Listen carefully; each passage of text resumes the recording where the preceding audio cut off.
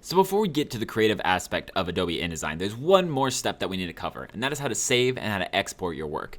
Now, it's important to understand that saving and exporting are two separate things in Adobe InDesign. Like Word, for example, you can save it, and that's also the document that you would share. However, in InDesign, what you save is your project file, and what you export is a final product that you'd give to a company or that you'd post online or something along those lines. So saving just saves the project so you can open it up later and you can continue working on it, while exporting will give you a final product.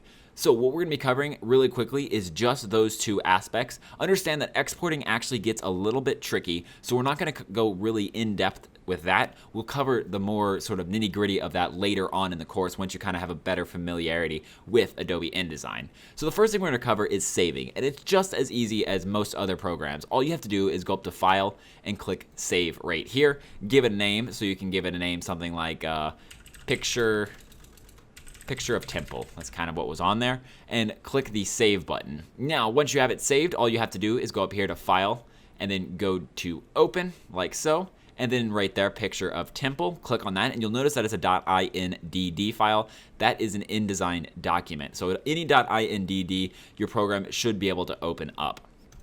Click the Open button right here, and you'll see that we reopen the document with all the settings and all the stuff that we can sort of manipulate with it, just like we had never stopped working on it. The only thing that you'd lose is the history, like your Control Z's, the ability to undo things, but other than that, everything else is perfectly the same. You can also save a copy or just save as, and that allows you to save a direct copy of what you have right here. So for example, if I hit save a copy, this is a good way to create sort of iterations of your work, so that if you don't like what you did, you can take a step back instead of having to, undo the changes manually. Because like I said, after you save it, you lose the ability to undo. So you kind of want to create some copies every once in a while along the production process so you'll never run out. So it'll automatically save as Picture of Template copy. So you could just really hit save and you're like, oh, I need to create a copy before I go in this direction. Click save. It's going to ask you, do you want to replace that previous copy? If you do, if you want to maybe just only have one backup, you can click yes, or you can just quickly give it another name to keep a sort of running log of copies. So it's just that easy to save. There's really nothing special or anything interesting about that, because all you're doing is you're saving the document. Now, exporting, like I said, is a little bit tricky, but it's very simple to do if you're just, kind of creating one type of document. And that's what we're really going to be doing in this course at the beginning, is just creating some PDFs so that we can share it with ourselves, we can share it with the other students, so we can get some feedback for it. So to export, you just need to go up to File, Export, and you'll see that it comes up with a different dialog than the norm.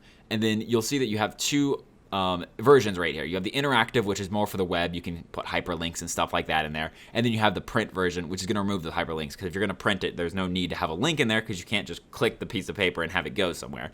So for this example, we're just actually going to go with interactive. But if you want to go for print, it's a little bit of a simpler one. You can hit print, and yeah, just that easy. And you'll notice that there's a bunch of other stuff in here. For example, like EPUBs and EPSs. These are usually used with publishing company because they have a little bit more information with them. So there's a lot of different options. And again, we'll cover that a little bit later once we have a better familiarity with what we're doing in InDesign. So all you have to do is give it a name. It's going to have the project name by default, which is Picture of Temple.pdf. Then click the Save button, and it's always going to come up with something like this, which is just a dialog box of how do you want it exported. For now, in all honesty, you can just click the export button and move right through there. Again, we can cover some of this stuff a little bit later, but you have stuff like the general options, which do you want to print all the pages? Do you want to just keep one or two pages as sort of like the print screen in Word or another, similar program? You're just trying to tell it what exactly are you trying to export here. Then compression, this is how much quality do you want the images to have? Do you want it to be a big file? You can see that right here, you can create lossy sort of JPEGs, which means it's going to condense down the file because there are still pictures in there. So if you have a ton of pictures, you might create a PDF that's, a half a gigabyte big. And a lot of companies aren't going to accept something that big if it's just supposed to be like 1 or 2 pages. Books, could go up to a couple gigs, 30 gigs, 40 gigs if they're really big in picture books and stuff like that. But sometimes you want to be able to compress that down. So that's there. And then we have advanced and just security, which you can actually encrypt it and require a password to reopen it. Again, we're just going to click through this, and we're going to click the export button right here. It's going to generate the PDF, and then you'll see it opens up the PDF over in a web browser. right like so. And this is our final product now. Now I can email this to someone, I could give it to someone. You can hit Control P on this and actually print it to the to a printer. And so yeah, that's basically how you export things. Like I said, it gets a little bit more complicated, but not too terribly complicated. They're just some color, nuances that we can talk about later on. But that is how you save and export your work. So now that we have that down, let's get into actually designing and having some creative fun.